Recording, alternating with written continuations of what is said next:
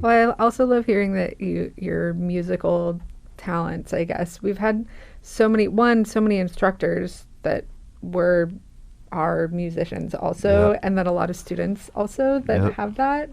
It's so interesting to me, just the like, and it makes sense that the thought process of reading music and connecting with it and all that stuff is so similar to what you're doing when you're programming Yeah. that I it, can't read music. I play by ear. yeah, Like I've always been like that. Same thing with coding, right? Like I will I can read and understand things, but I just have to put it into practice and see what happens. And then, right. if I fail, I remember one of my earliest memories is being like probably 8 or 9, and I was trying to put together a program and I couldn't figure it out, and it took me like 4 or 5 days, and by the fifth day I got to work and I ran around the house saying, "Oh, I'm so smart! I can't believe I figured it out. I'm the best!" And it was just such an amazing feeling being Yeah. able to just, and no one was home. No one knew.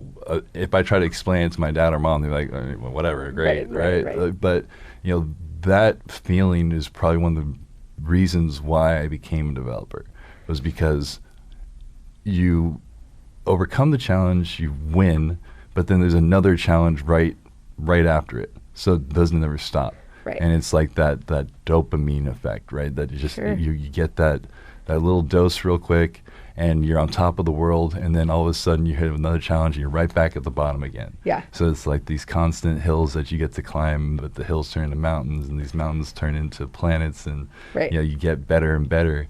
And I feel like that's pretty much why music is so important to me as well, because you get to create things all the time, right? It doesn't sound right. Like, how do you make this be something that you actually are proud of? And yeah, I love creating things, and I love being able to share those things with the world. So